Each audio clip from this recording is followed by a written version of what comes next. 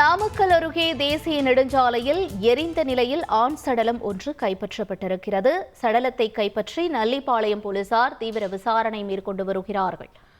கூடுதல் விவரங்களை செய்தியாளர் ஸ்ரீதர் வழங்க கேட்கலாம். ஸ்ரீதர், வணக்கம். தற்பொழுது இறந்த நபர் யார் என்று அடையாளம் காணப்பட்டிருக்கா? என்ன சூழல்? நாமக்கல் முதலைப்பட்டியில் நாமக்கல் சேலம் தேசிய நெடுஞ்சாலையின் மேம்பாலம் கீழே இன்று காலை ஆண் சடலம் ஒன்று எரிந்த நிலையில் கிடப்பதாக போலீசாருக்கு தகவல் கிடைத்தது.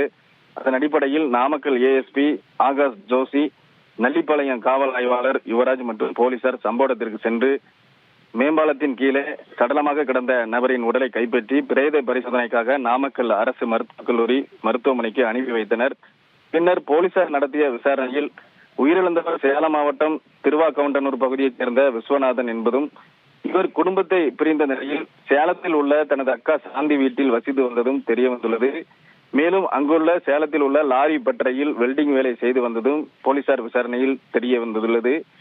இந்த சூழ்நிலையில் விஸ்வநாதனின் உடலை கைப்பற்றிய போலீசார் தொடர்ந்து விசாரணை மேற்கொண்டு வருகின்றனர். விஸ்வநாதன் தானாகவே தற்கொலை செய்து கொண்டாரா அல்லது அடித்து கொலை செய்து விட்டு வேறு யாராவது எரித்தனரா என நல்லிப்பாளையம் போலீசார் விசாரணை நடத்தி வருகின்றனர். மேலும் இங்கு வந்து கைரேகை நிபுணர்களை வரவழைத்தும் அந்த விசாரணையானது நடைபெற்று வருகிறது.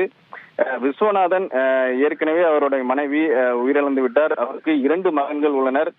இந்த சூழ்நிலையில்தான் விஸ்வநாதன் தனியாக அவருடைய அக்காவின் சாந்தி அவருடைய வீட்டில் வசித்து வந்தது போலீசார் விசாரணையில் தெரிய வந்துள்ளது.